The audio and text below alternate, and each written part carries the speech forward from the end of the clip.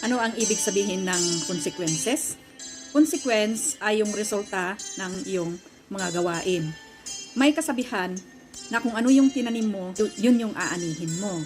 Ibig sabihin, whatever you sow, that is what you reap.